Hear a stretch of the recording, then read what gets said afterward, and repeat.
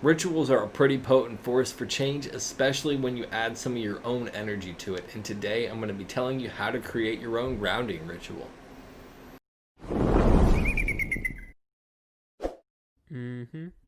Hey, hello, and welcome, family. I am Ross Cessna from Spiritual Phoenix Studios, and I am bringing you practical spiritual guidance.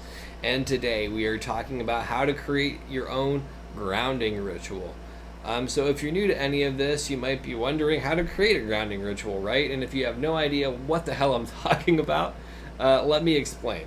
So in spiritual circles, like grounding deals with the ability to be present and to face reality. It's this sense of feeling safe, feeling supported, and being able to look at things without kind of running away or disassociating or having so much anxiety that you don't deal with anything. And it's directly related to the root chakra. If you have a healthy root chakra, you probably feel pretty grounded. If you don't have a healthy root chakra, you probably feel pretty ungrounded. And if you would like to take a 4 quick question root chakra quiz, you can do so here. And now let's move on with how a grounding ritual can help you, and then we'll kind of get into the ritual itself. So I have a pretty practical view of magic and ritual and all of this stuff. So on a very tangible level, I believe that creating this intention or belief around these set of things is just inherently helpful, right? But when you look at it, a ritual will incorporate belief, aromatherapy, like meditation, and all of these various things into one, so it almost even like imprints this consciousness, or imprints your consciousness with this action, so it's more likely that you remember that you've done this, and I think that's inherently helpful. Now, with all of that being said, I do think that there's some inexplicable aspect to all of this, and I'm not going to waste a lot of energy trying to explain it. If you've never experienced the unexplainable, try this stuff with an open mind. Like, I got into a lot of this stuff very, very skeptical, and I've been pleasantly surprised. But let me know your results below too if you try this. I'm really, really curious. Or if you have any other like psi experiences or stuff like that, please, please, please let me know. So the first step to creating the grounding ritual is honestly just self-awareness, in my opinion. And self-awareness is one of the key components to all of my practice. Self-awareness is the ability to ask yourself questions and answer them honestly, so you're able to get the best results. And some things you might want to be asking yourself if you're going to create this grounding ritual is, how is being ungrounded impacting you? Like, think of what area you're suffering in the most, and really like turn it over. And how do you think being grounded, like what will be different if you change that? And think about it logically too. And then this is one of the things that's super funny about my practice, because I think a lot of people gloss over this. What are the practical actions I can take to achieve similar results? Like, what are the little things I can do in the real world that can actually help me?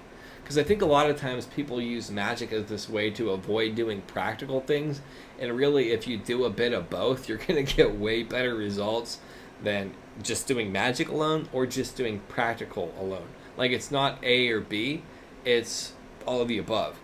And are you willing to do some common sense things and the ritual together? So are you willing to put it all together? And if you are, then I think you're ready for some of the next steps of this. And one of the things I want to say, this is like my own personal quote: practical magic is a type of magic few people are willing to tame. I messed my own quote up because I have little footnotes. So here's how to create a grounding ritual, the second step. Like healing, and by healing I almost kind of mean like what healing aspects can you incorporate into the ritual. So for me, for grounding, like I don't want to do a grounding ritual in the middle of a city. That's just me personally. Like, I don't find that healing. So I would say that location is one of the healing aspects of this, because location has this energetic charge. There's actual science that supports this too.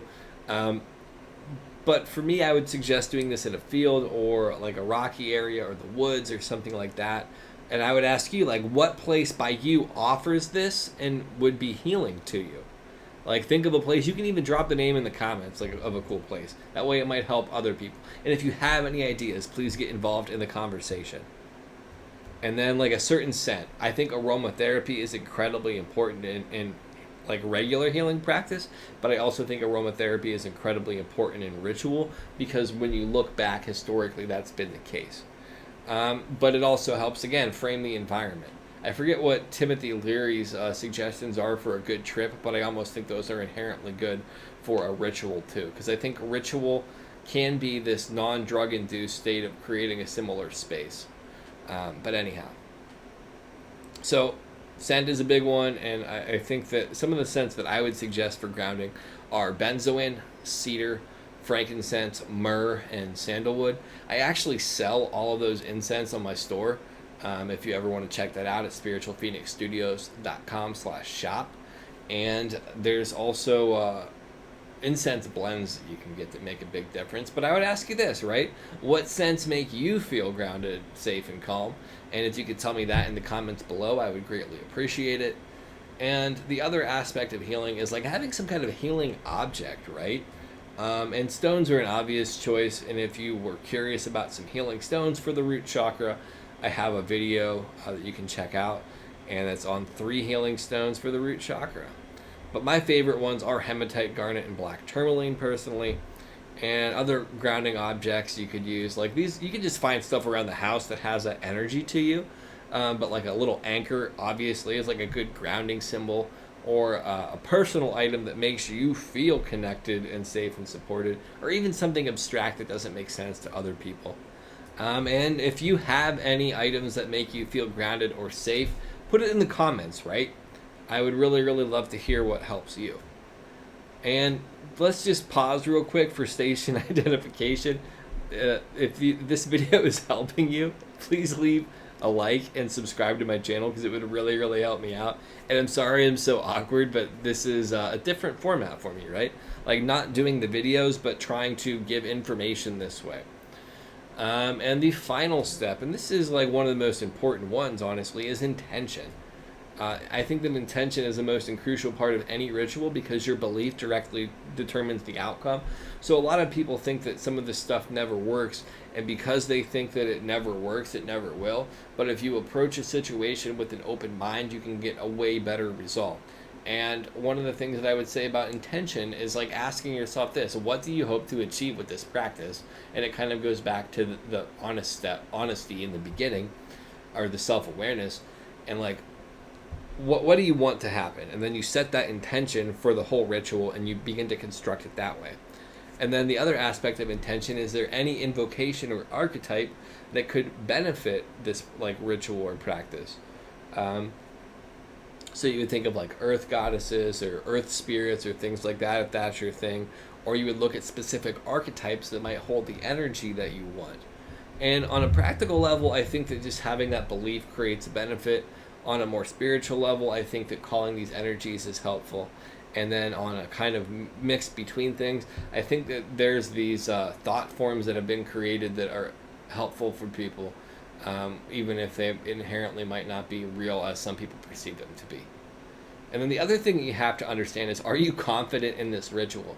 Because if you go into it lacking confidence, being unsure is different than having confidence, right? Not having confidence is the same as like not believing. But saying, I don't know, I'm still going to do it anyhow, that's still a form of confidence. And then the other thing that I would say with intention is, what are some of the actions that you can take after this ritual to help boost its effectiveness? And this goes back into the practical stuff, right? And if you would like some suggestions for other things that you can do, you can learn about 5 simple habits to help for a healthier root chakra in the other video. And that would probably give you some ideas, other ways that can help stay grounded. So the general thing that I want to close with is, you build confidence with experience in all of this, and just taking the time to build your own ritual will be inherently beneficial for you.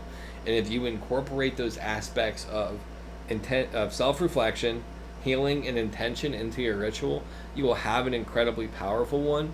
And personally, I've found that building my own rituals is a lot more beneficial than following one of the more traditional ones. And I think that there's a lot more freedom and power and liberation in it.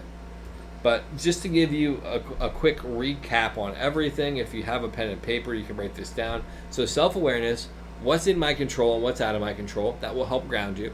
And am I willing to do what I can to change this on a practical level? Pretty straightforward, right? For healing, it comes down to what items or objects are associated with groundedness do you like? Then what personal items do you connect with being grounded? Like, what do you have that makes you feel that way? And what places would work for this ritual? Like, what healing spaces are there? And then intention, what do positive results look like?